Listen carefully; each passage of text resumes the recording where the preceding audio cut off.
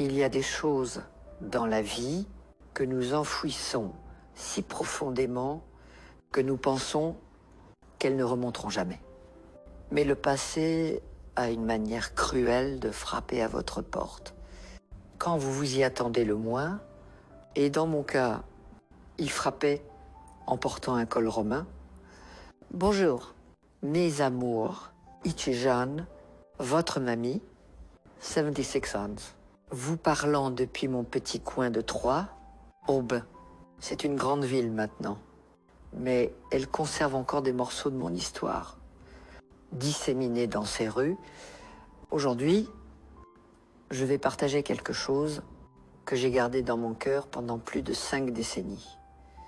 Une histoire qui a changé le cours de ma vie de manière que vous ne pourriez pas imaginer. Vous savez, certains disent que le jour du mariage d'une femme est le plus heureux de sa vie.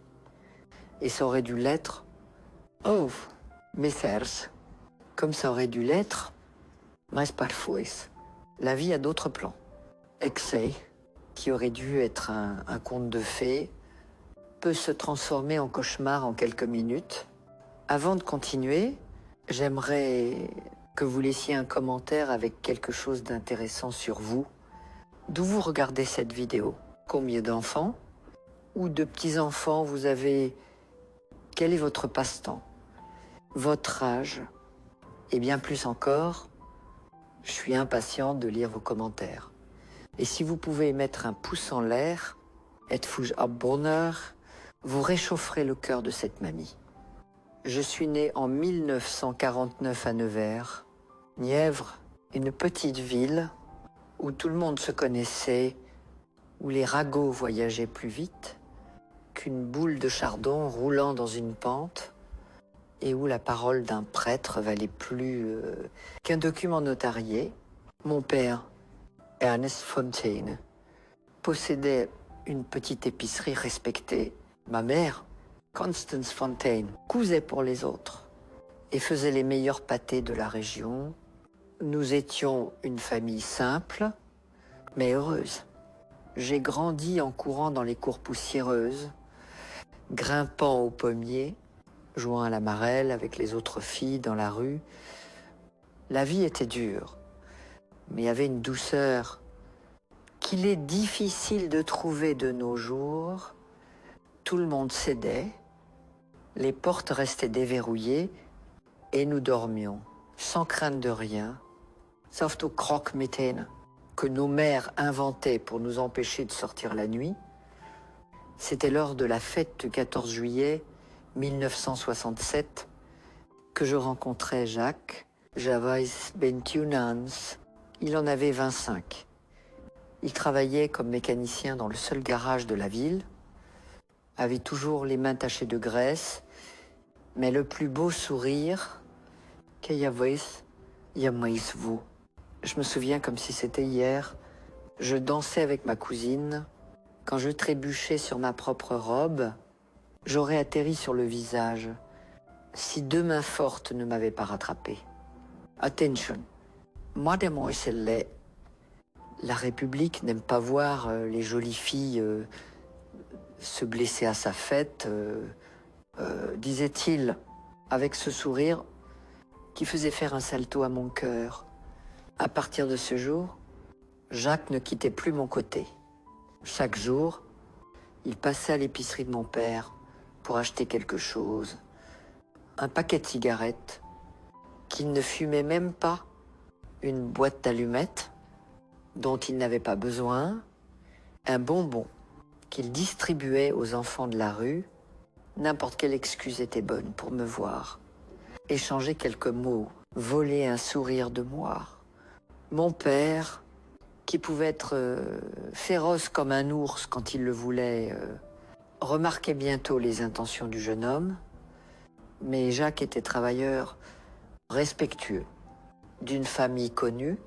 Il ne fallait pas longtemps pour qu'Ernest donne sa bénédiction à la cour, à condition que tout soit fait correctement, avec respect, comme il était de coutume Et c'était le cas. Jacques me traitait comme si j'étais faite de cristal. Il m'emmenait me promener sur la place de la ville le dimanche après la messe, toujours avec ma mère, ou mon frère surveillant, il m'apportait des fleurs sauvages qu'il cueillait sur le chemin du garage. Il écrivait des lettres que je conserve encore aujourd'hui, pleines de promesses d'un avenir heureux. Une maison pleine d'enfants, un amour éternel. La demande en mariage venait à Noël 1967. Toute la famille réunie pour le dîner. La maison embaumant le vin chaud et la dinde rôtie. Quand Jacques demandait la permission de parler, il s'agenouillait là, au milieu du salon, sortait une petite boîte de sa poche et posait la question dont chaque fille rêve. Jeanne, tu es la lumière de mes jours. La raison de mon existence, me ferais-tu l'honneur de devenir ma femme? Bien sûr, je disais oui. Je sautais à son cou, pleurant et riant en même temps, pendant que toute la famille applaudissait et ma mère commençait déjà à planifier le mariage à voix haute. Nous fixions la date au 13 avril 1968, 6 mois pour tout préparer. La robe, la fête, la maison où nous vivrions. C'était les mois les plus heureux de ma vie. Jusqu'alors, chaque jour qui passait était un jour de moins jusqu'à ce que je devienne Madame Jeanne Legrand. Ça sonnait même bien, n'est-ce pas? La robe de mariée était confectionnée par Madame Martine Roche, la meilleure couturière de la ville. Satin blanc, long foil, dentelle, qu'elle avait rapporté de Dijon spécialement pour moi. J'insistais pour payer chaque centime avec l'argent que j'avais économisé en vendant des biscuits au marché de Nevers. Je voulais que ce soit à moi, gagné avec ma sueur, pour entrer dans ce nouveau chapitre de vie du bon pied. L'église choisie était l'église Sainte-Jeanne, la seule église catholique de la ville. Le père Augustin Gauthier, qui était là depuis plus de 10 ans, serait celui qui célébrerait notre mariage. Tout le monde l'aimait. Il était encore jeune, devait avoir environ 35 ans, toujours souriant, toujours prêt à aider. Il visitait les malades, enseignait le catéchisme aux enfants, organisait des événements caritatifs pour aider les familles nécessiteuses. Le père Augustin est un saint, disait ma mère. Dieu a béni notre ville avec un homme comme lui. Comme nous pouvons être trempés, n'est-ce pas, mes chers, comme nous pouvons regarder une personne et ne pas voir le démon vivant en elle. La semaine du mariage, toute la ville était en effervescence. C'était l'événement de l'année. La fille d'Ernest épousant le meilleur mécanicien de la région. Les femmes préparaient des douceurs pour la fête. Les hommes organisaient la décoration de l'église. Les enfants répétaient pour jeter des pétales de rose à notre sortie. Le 12 avril, la veille du mariage, j'allais à l'église pour me confesser, comme le voulait la tradition. Chaque marié devait se confesser avant de se marier pour entrer dans le mariage avec une âme pure. Le père Augustin me recevait avec son sourire habituel, me conduisait au confessionnal. « Nerveus, mon infant ?» demandait-il. Un peu père, mais plus excitée que nerveuse, j'ai hâte de commencer ma vie avec Jacques. C'est naturel. Le mariage est un sacrement sacré, une union bénie par Dieu. Je suis sûre que vous serez très heureuse je confessais mes petits péchés futiles. Un petit mensonge par-ci, un ragot par-là, une pensée impure ailleurs. Le père Augustin me donnait l'absolution, me souhaitait du bonheur. Je quittais l'église en me sentant légère comme une plume, prête à commencer ma nouvelle vie. Si seulement j'avais su ce qui m'attendait le lendemain, le 13 avril 1968. Ce lever magnifique, soleil éclatant, ciel bleu sans un nuage, oiseaux chantant comme s'ils fêtaient avec moi. Je me réveillais à 5 heures du matin, trop anxieuse pour continuer à dormir. Je prenais un long bain, lavais mes cheveux avec du savon à la rose que ma marraine m'avait offert. À cette heure, des amis arrivaient pour m'aider à me préparer. La maison se transformait en une fête réservée aux femmes. Rias, conversations, conseils pour la nuit de noces qui me faisaient rougir jusqu'à la racine des cheveux. Ma mère pleurait d'émotion toutes les 5 minutes. Mon père prétendait avoir quelque chose dans l'œil pour masquer les larmes. Le mariage était prévu pour 6 heures. À midi, nous commencions la préparation finale. La robe était enfilée avec tout le soin. Chaque bouton attaché avec amour, chaque pli ajusté à la perfection. Le voile était fixé avec des épingles que ma grand-mère avait utilisées à son propre mariage 50 ans auparavant, quelque chose d'ancien pour porter chance. À 14 heures, je quittais la maison pour l'église. La tradition voulait que la mariée arrive plus tôt pour faire les dernières préparations dans la petite pièce à l'arrière de la sacristie. C'était une petite pièce, mais bien rangée avec un grand miroir. The chases, une petite table avec une carafe d'eau. Les mariés l'utilisaient pour ajouter les dernières touches, calmer leurs nerfs, prier un peu avant la cérémonie. Ma mère et mes sœurs et mes amis m'accompagnaient là, m'aidaient avec les derniers ajustements. La robe était parfaite. Le voile tombait comme une cascade blanche. Le bouquet de fleurs sauvages donnait la touche finale. Je me sentais comme une princesse sur le point de rencontrer son prince. À 15h30, elles commençaient à partir pour prendre leur place dans l'église. À tout à l'heure devant l'autel, disait ma mère, en me donnant un baiser sur le front. Tu es magnifique.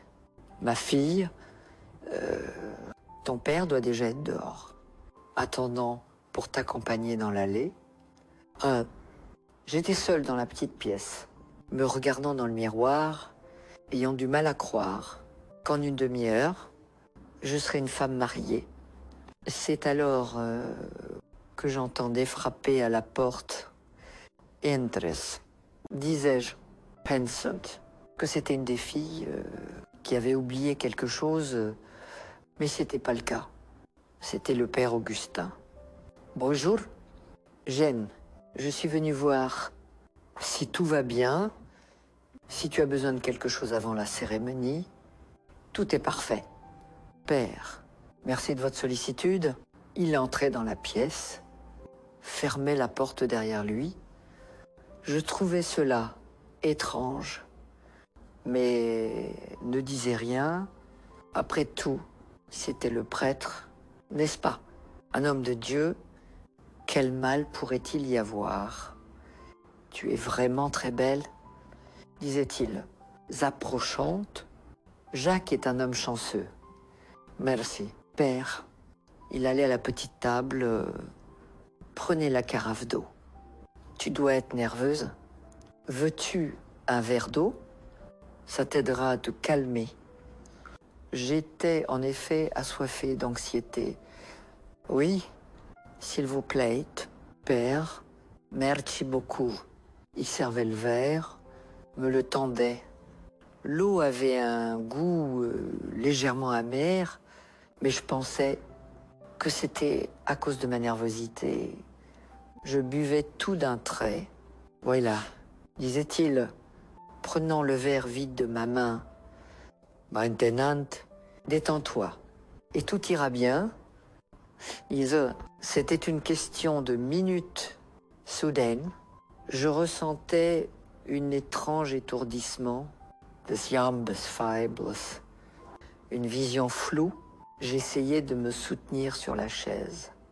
Mais mes forces m'abandonnaient. Père, que se passait-il? Il ne répondait pas. Il restait juste là, me regardant avec un regard que je n'avais jamais vu auparavant. Un regard qui me faisait peur, très peur. J'essayais de crier, d'appeler à l'aide, mais ma voix ne sortait pas. Mon corps ne m'obéissait plus.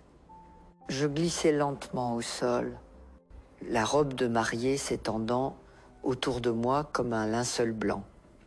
La dernière chose que je voyais avant de m'évanouir était son visage s'approchant, ce sourire que tout le monde pensait sain, se transformant en quelque chose de monstrueux, de diabolique. Après cela, seulement l'obscurité. Quand je commençais à me réveiller, la première chose que je ressentais était la douleur. Une douleur différente de tout ce que j'avais jamais ressenti dans ma vie. Une douleur partout dans mon corps. Mais surtout dans une partie de moi que personne n'avait jamais touchée. Une douleur qui venait de l'intérieur, qui déchirait, qui brûlait. J'essayais d'ouvrir les yeux, mais tout était flou. J'essayais de bouger, mais chaque mouvement était une agonie. Je sentais quelque chose de chaud et collant entre mes jambes, du sang, beaucoup de sang. Le souvenir de ce qui s'était passé avant que je m'évanouisse venait par flash. Le prêtre, le verre d'eau, l'étourdissement. Moi, ce qui s'était passé après, qu'avait-il fait de moi? Je n'avais pas besoin d'être très intelligente pour comprendre la douleur, le sang, les marques que je sentais sur tout mon corps. Geifels, morches, griffures, ma robe de mariée déchirée, jetée négligemment sur moi, ma lingerie. Aucune trace d'elle. J'essayais de crier, mais seul un gémissement faible sortait. J'essayais de me lever et mes jambes ne m'obéissaient pas. Je restais là, jeté sur le sol froid de cette petite pièce, saignant, pleurant, priant, que ce soit un cauchemar, que je me réveille et que rien de tout cela ne soit arrivé.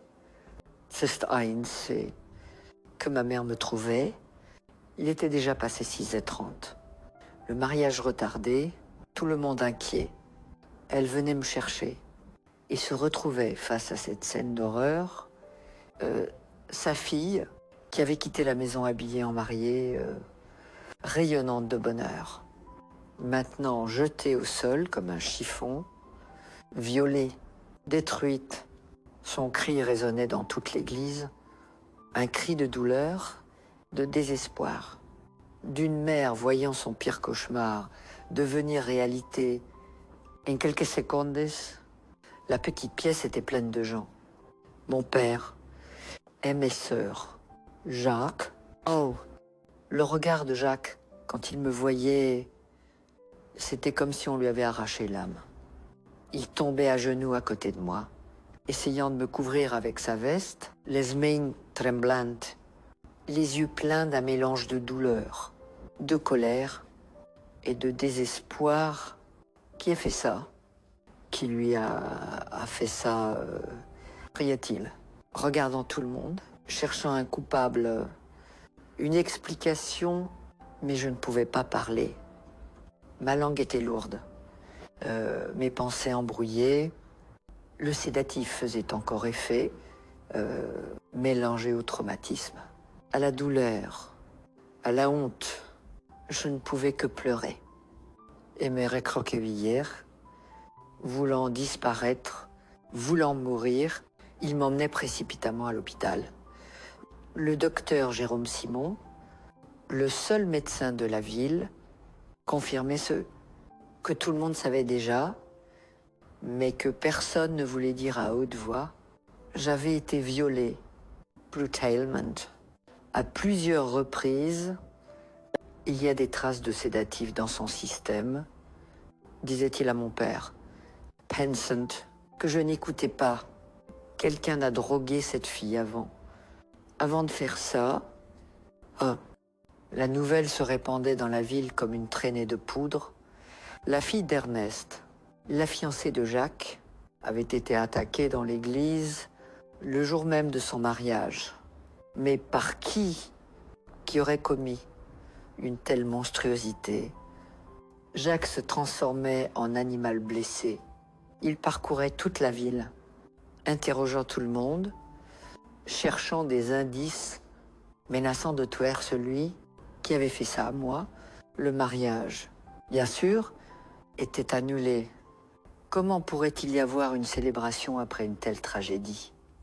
Je retournais chez mes parents, porté à muette, brisé à l'intérieur et à l'extérieur.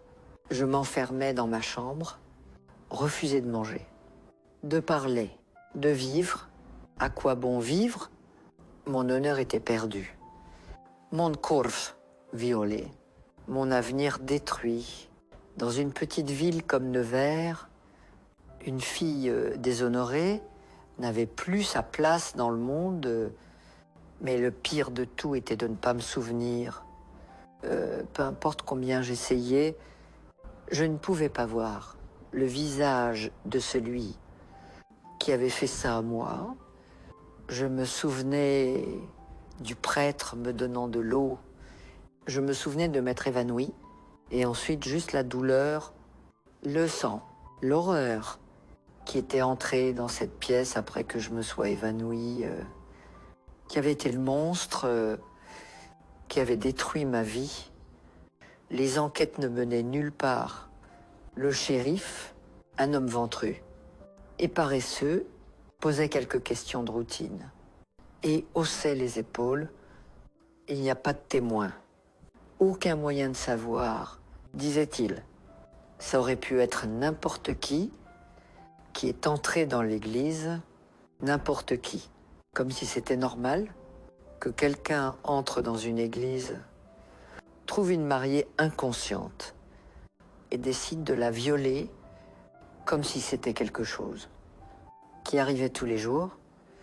La ville était divisée entre ceux qui me plaignaient et ceux qui chuchotaient dans mon dos.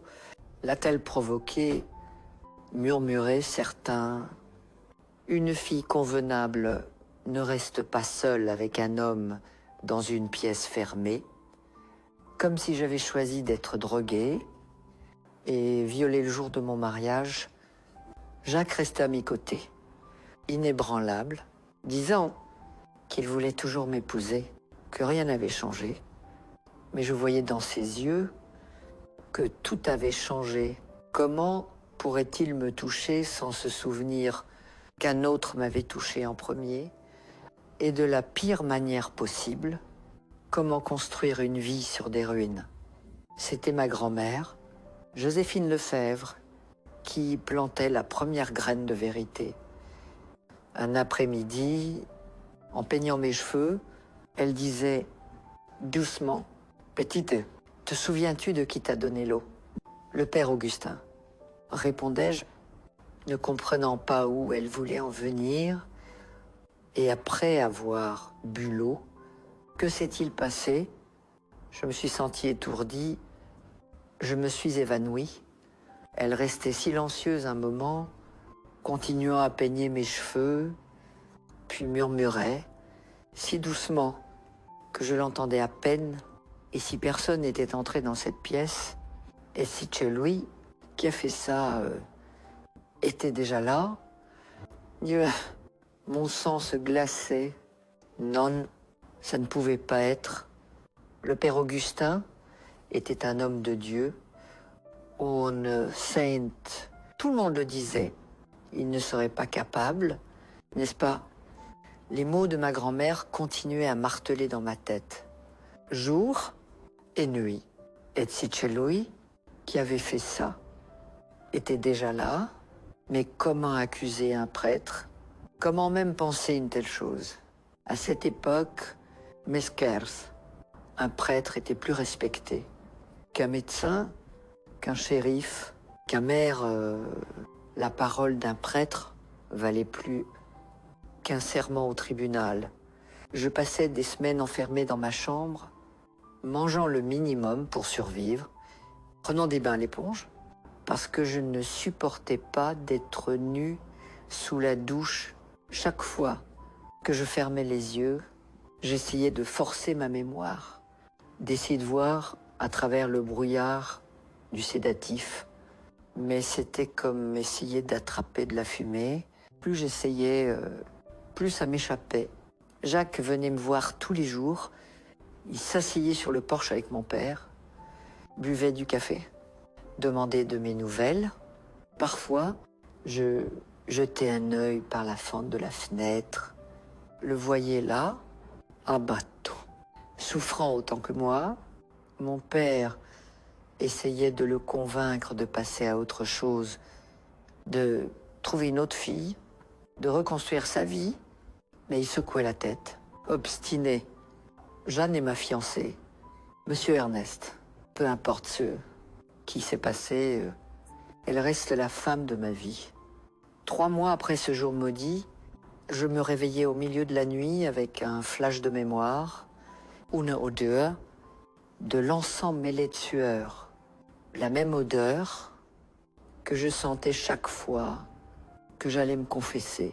Quand j'étais dans ce cubicule étroit du confessionnal, la même odeur qui était dans la petite pièce avant que je m'évanouisse, je sortais du lit, tremblante, les cœurs battantes. Était-ce possible?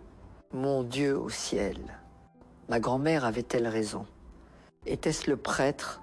Le lendemain, je rassemblais mon courage et racontais à Jacques. Je l'appelais pour parler dans la cour arrière, loin des oreilles curieuses. Quand je parlais de mon soupçon, je voyais son visage se transformer. D'abord l'incrédulité, puis la compréhension, enfin une rage si grande que je pensais qu'il allait exploser. Ce fils de, disait-il entre ses dents serrées, ce salaud en soutane, je vais le tuer. Jean, je vais arracher son âme de son corps. Non, Jacques, tu ne peux pas faire ça. D'abord, nous ne sommes pas sûrs. Ensuite, tu iras en prison. Et ensuite quoi? Que deviendrais-je sans toi? Il faisait les 100 pas, comme un animal en cage, les poings serrés, la mâchoire verrouillée. Il y en avait jamais Jacques violente. Mais à ce moment, je voyais qu'il était capable de tuer pour moi. Alors, que faisons-nous? Le laisser libre là-dehors. Dire la messe, confesser des filles prétendant être un saint. Nous devons être sûrs d'abord, et ensuite nous réfléchirons. C'est alors que notre enquête privée commençait. Jacques était intelligent, avait étudié jusqu'au lycée, savait assembler les pièces. Il commençait à poser des questions discrètement sur le prêtre. Où était-il au moment où il m'avait trouvé? Quelqu'un l'avait-il vu près de la petite pièce? Les réponses apparaissaient graduellement. Madame Sophie Marchand, qui aidait à nettoyer l'église, disait qu'elle avait vu le prêtre sortir de la sacristie en hâte, peu avant que le mariage ne commence. L'enfant de chair, un garçon d'environ 12 ans, racontait que le prêtre l'avait renvoyé chez lui, plus tôt ce jour-là, disait qu'il n'avait pas besoin d'aide, mais la principale pièce du puzzle venait d'où nous l'attendions, le moins Marie Dubois, une fille qui avait déménagé à Lisieux, revenait visiter sa famille et entendait ce qui m'était arrivé. Elle venait me chercher un après-midi, demandait à parler en privé. « Jeanne, disait-elle, regardant le sol, j'ai besoin de te dire quelque chose. L'année dernière, avant que je déménage, le prêtre, il a essayé quelque chose avec moi aussi. Mon cœur s'arrêtait presque. Que veux-tu dire? Echoyé, j'étais allé me confesser. Il commençait à poser des questions étranges sur ma vie intime. Si j'avais déjà...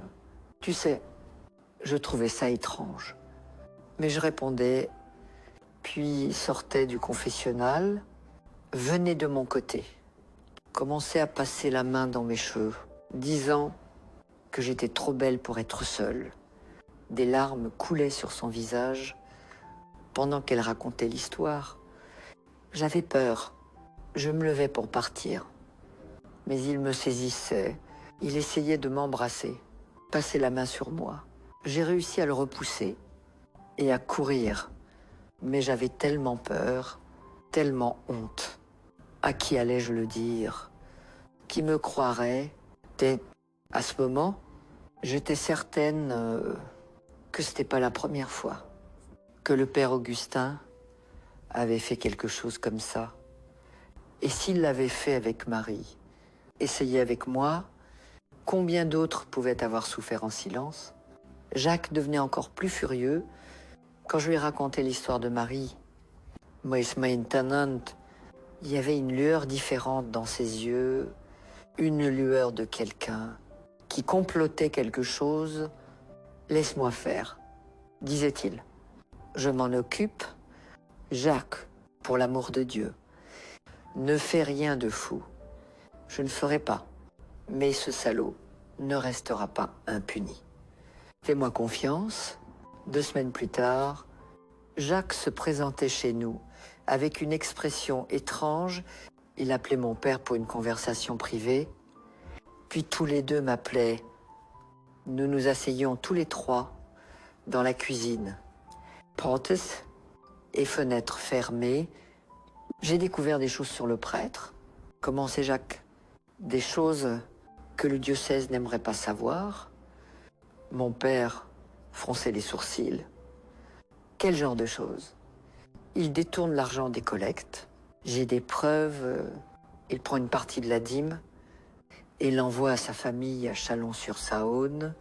Sa mère a une maison qui ne correspond pas au salaire d'une laveuse. Ses frères vivent la belle vie sans travailler. Et comment as-tu découvert ça? Demandai-je. J'ai mes méthodes. L'important est que maintenant nous avons un levier contre lui. Ah, le plan était simple, mais risqué, confronter le prêtre, le faire avouer ce qu'il m'avait fait, menacer de dénoncer le détournement s'il ne quittait pas la ville. Ce n'était pas une vraie justice. Je le savais, mais c'était le plus que nous pouvions obtenir à ce moment. Dans cet endroit, mon père n'aimait pas l'idée. C'est trop dangereux. Et s'il réagit, s'il n'y out, et finit par vous faire du mal, mais Jacques était déterminé. Monsieur Ernest, avec tout le respect, mais regardez l'état de votre fille, regardez ce que ce monstre lui a fait. Voulez-vous qu'il continue là dehors à faire ça à d'autres filles? À la fin, mon père acceptait, mais il insistait pour y aller aussi. Prenez même le vieux revolver qu'il gardait à la maison. Je restais à la maison avec ma mère et mes sœurs. Bryant, que tout se passe bien, qu'il n'y ait pas une tragédie encore plus grande. Il revenait presque 2 heures plus tard. Jacques avec un visage fermé, mon père pâle comme du papier. Il s'asseyait dans le salon, demandait du whisky.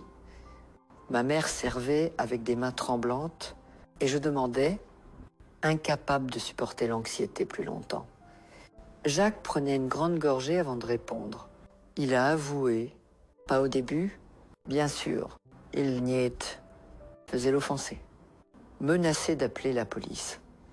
Mais quand je montrais les documents de détournement, quand je disais que j'allais tout envoyer à l'évêque, il changeait de ton. Mon père continuait. Il a admis qu'il t'avait donné le sédatif. Il disait qu'il ne pouvait pas se contrôler, que le diable l'avait tenté. Le diable, comme il est facile de blâmer le diable pour nos actes monstrueux, n'est-ce pas?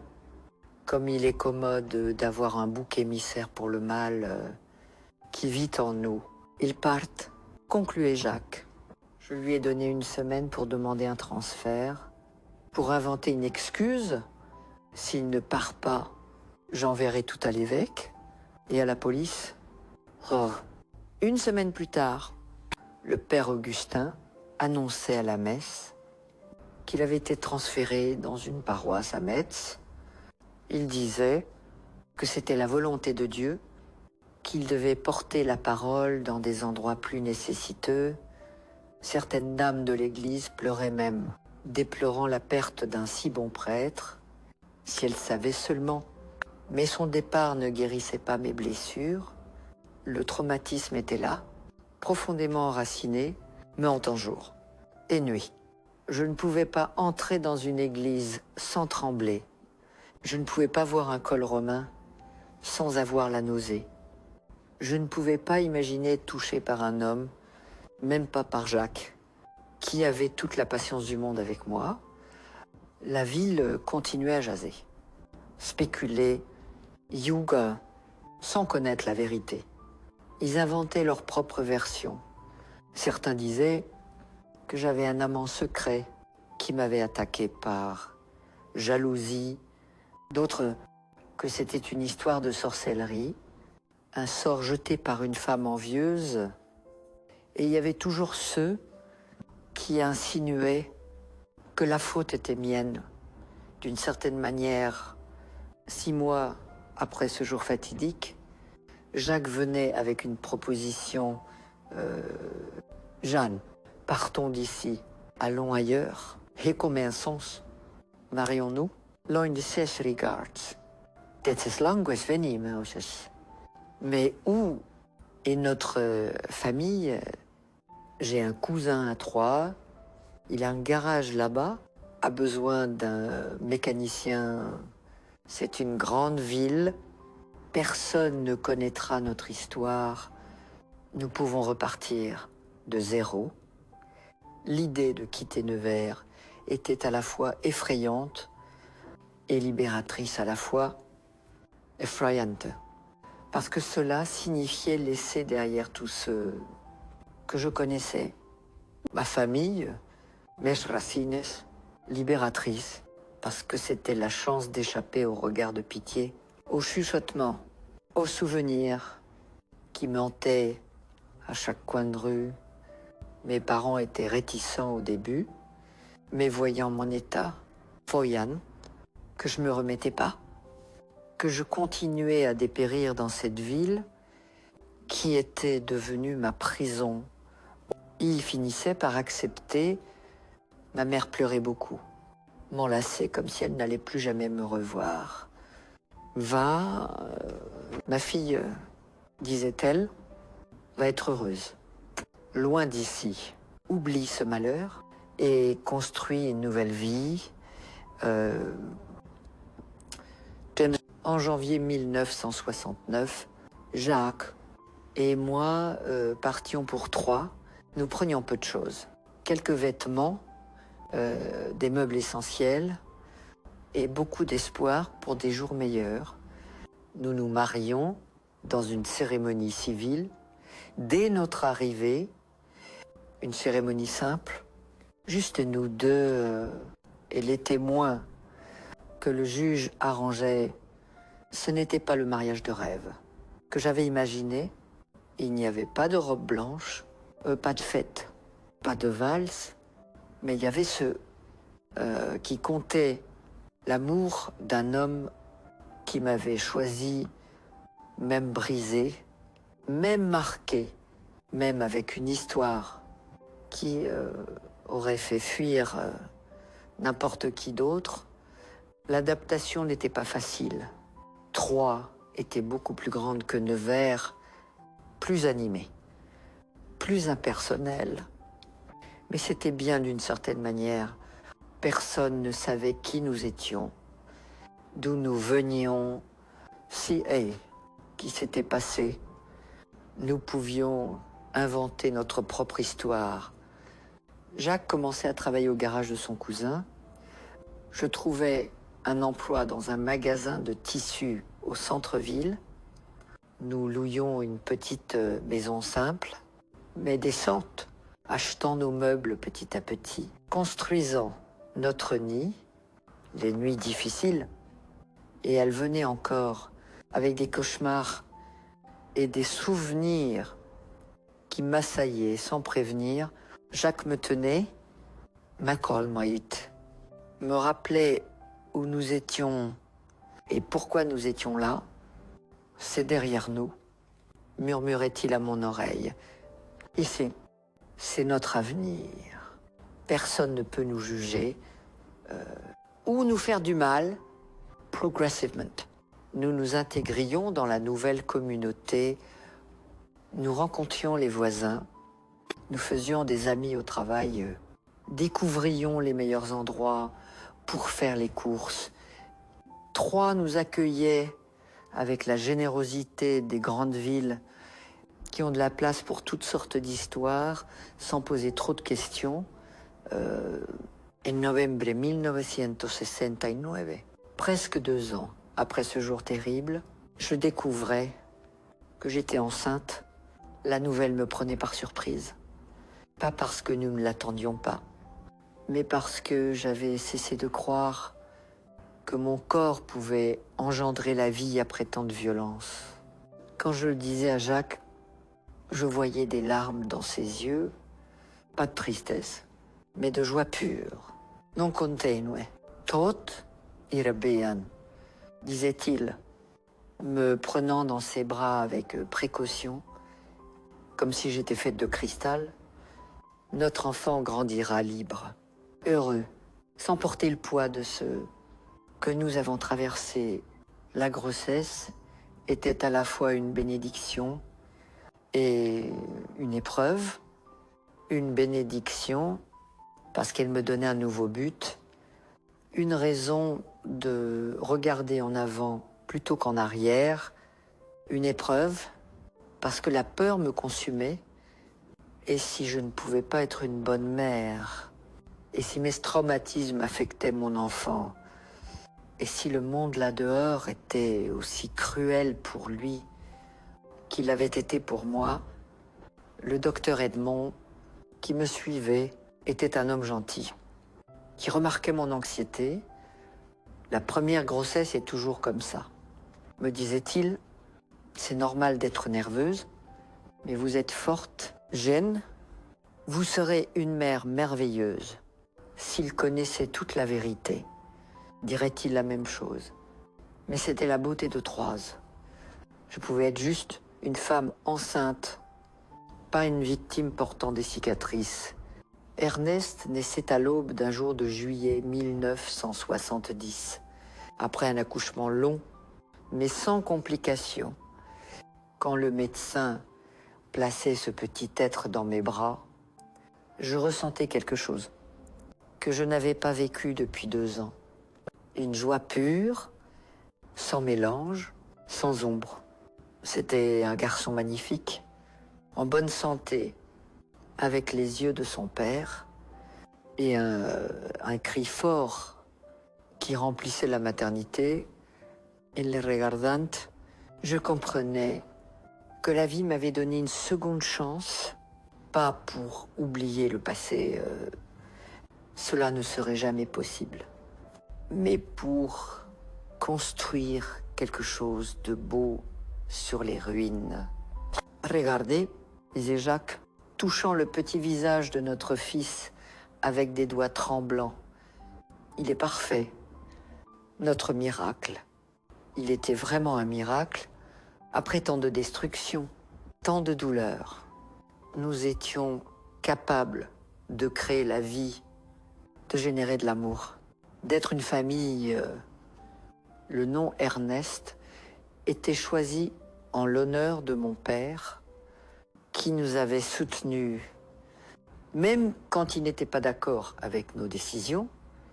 2 ans plus tard, venait Marie-Constance, en l'honneur de ma mère, une fille sereine avec de grands yeux et un sourire facile qui complétait notre petite famille.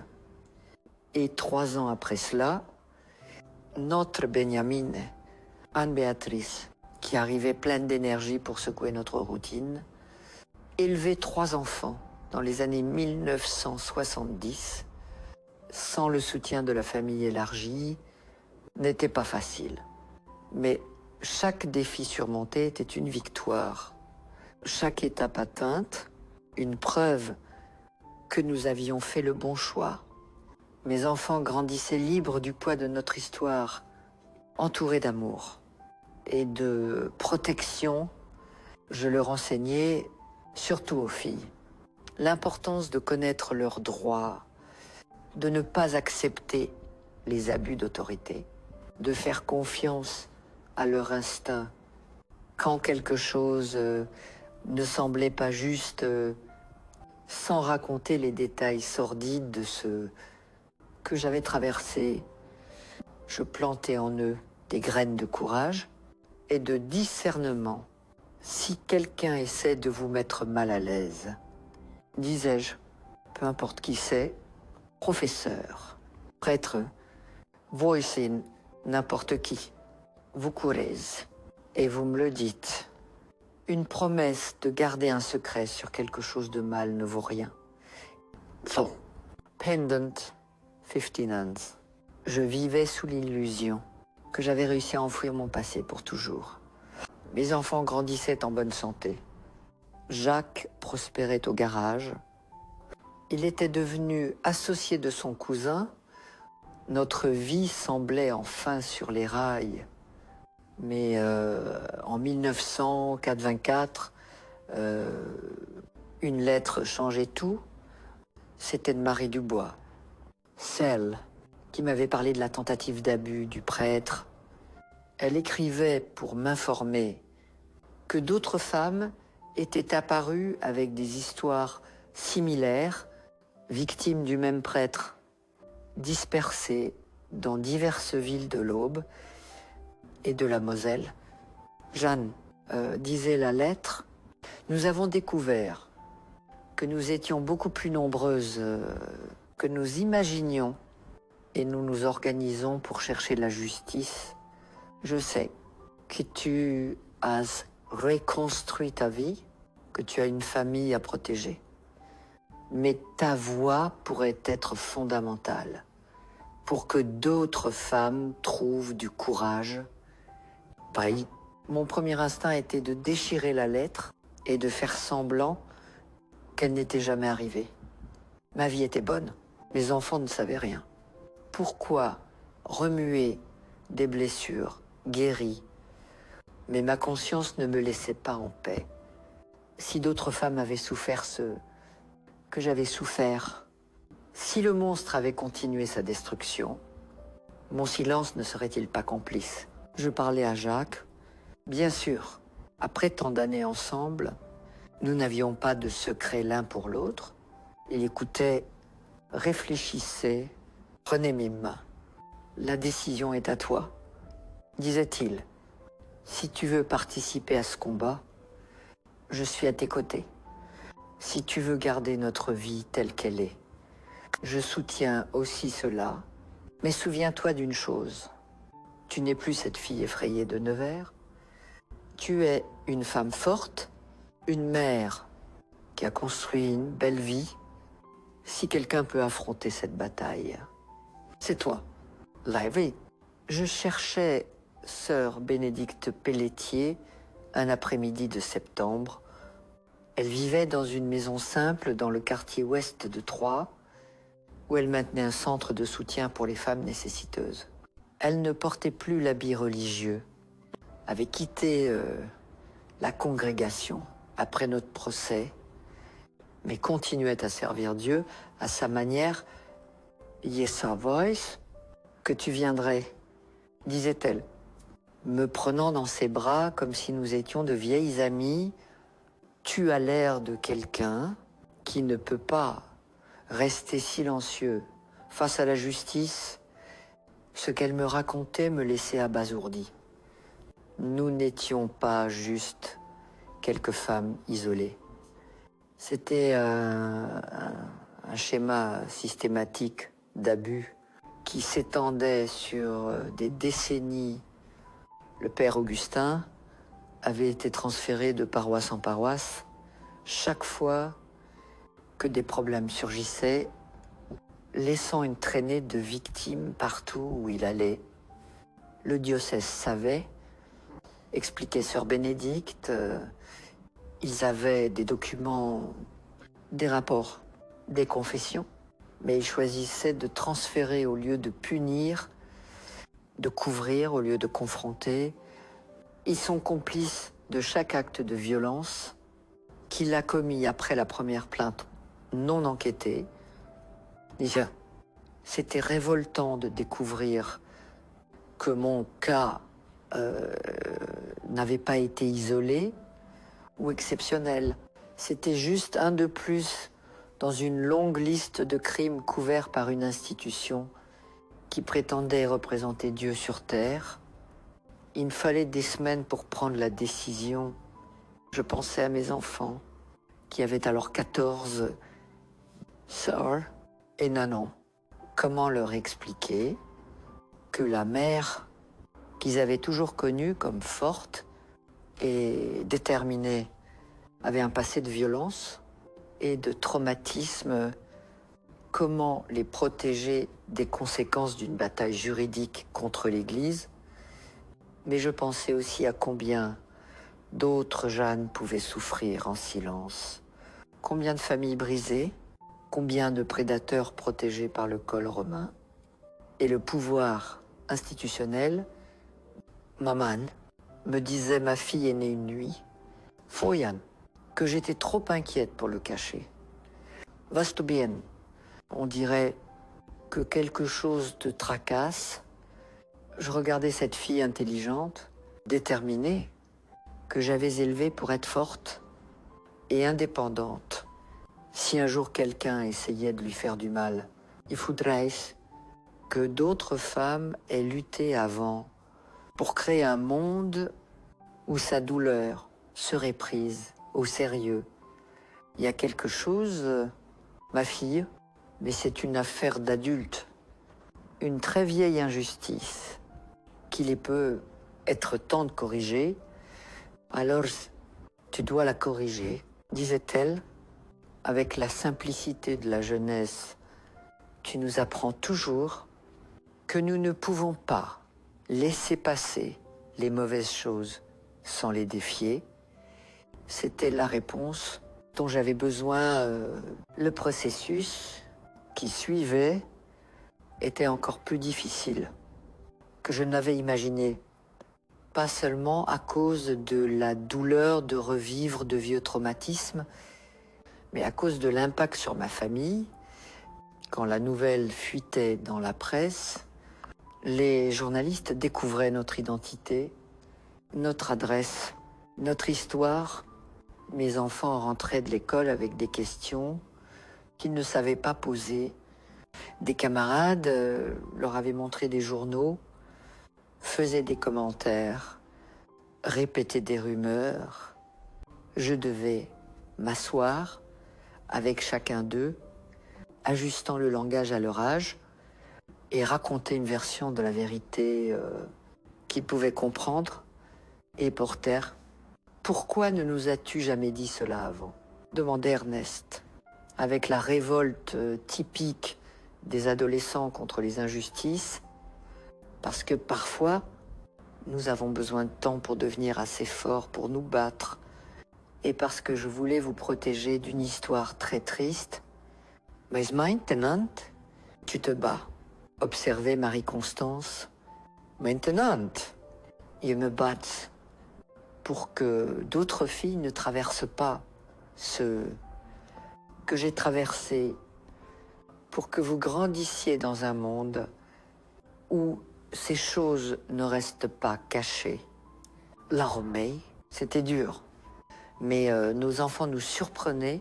Au lieu de la honte ou de la révolte, ils montraient de la fierté d'avoir une mère courageuse qui ne se taisait pas face à l'injustice. Ils commençaient à défendre notre cause à l'école, à contrer les commentaires malveillants, à se positionner comme les enfants d'une guerrière. Quand nous gagnions le procès en 1985, le sentiment était étrange. Joie mêlée de vide. Nous avions prouvé notre vérité, forcé la reconnaissance de l'injustice, obtenu une indemnisation. Mais le père Augustin était mort depuis 5 ans. Il n'avait jamais payé pénalement pour ses crimes. Il n'avait jamais regardé ses victimes dans les yeux et admis le mal qu'il avait causé. La victoire était importante, moins pour ce que nous avions obtenu et plus pour ce qu'elle représentait. D'autres femmes trouvaient le courage de parler. L'Église était forcée de créer des protocoles pour traiter les allégations d'abus. Le voile du silence, qui protégeait les prédateurs, était déchiré, même si partiellement. Il ne s'agit pas de vengeance, disais-je aux journalistes après la sentence. Il s'agit d'empêcher d'autres familles de traverser ce que nous avons traversé. Il s'agit de dire haut et de fort, ces choses se produisent, elles sont mauvaises. Et ceux qui les font paieront. Aujourd'hui, à 66 ans, je regarde en arrière et vois une vie qui aurait pu se terminer cet après-midi d'avril 1968. Mais elle ne s'est pas terminée, elle a été transformée, resignifiée, rendue plus forte par ses propres cicatrices.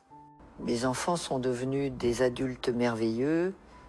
Ernest est mécanicien, comme son père, mais a étudié l'ingénierie, est à son propre garage. Marie-Constance est devenue avocate, spécialisée dans la défense des femmes victimes de violences.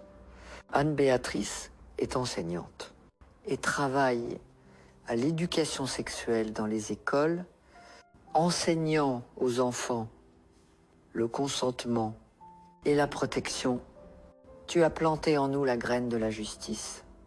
Me disait Marie un jour, chaque cas que je prends, chaque femme que j'aide à trouver le courage de parler est une continuation de ton combat.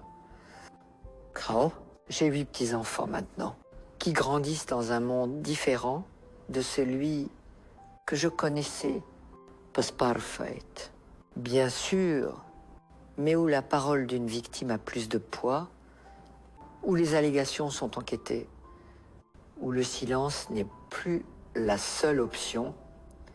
Jacques est décédé il y a 5 ans, victime d'un cancer qu'il a emporté en 6 mois cruels. Avant de mourir, il tenait ma main et disait « Merci de m'avoir laissé t'aimer. Merci d'avoir construit cette belle famille avec moi. Merci de m'avoir montré que l'amour est plus fort que n'importe quel traumatisme.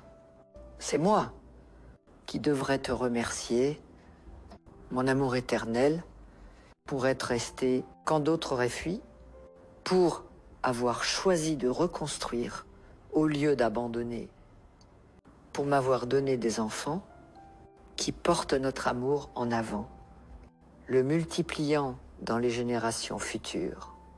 Si vous êtes arrivés jusqu'ici dans mon histoire, mes chers, merci de m'avoir écouté. C'était pas facile à raconter, même après tant d'années, mais j'ai appris que le silence est le meilleur ami de l'injustice, et je ne veux plus être complice d'aucun mal. Si vous avez traversé quelque chose de similaire, sachez que vous n'êtes pas seul. La faute n'est jamais celle de la victime. Le traumatisme peut changer votre vie, mais il n'a pas besoin de la détruire. Il est possible de reconstruire, d'aimer à nouveau, d'être heureux, même en portant des cicatrices. Si vous connaissez quelqu'un qui a traversé cela, soyez patient. La guérison n'a pas de délai fixe.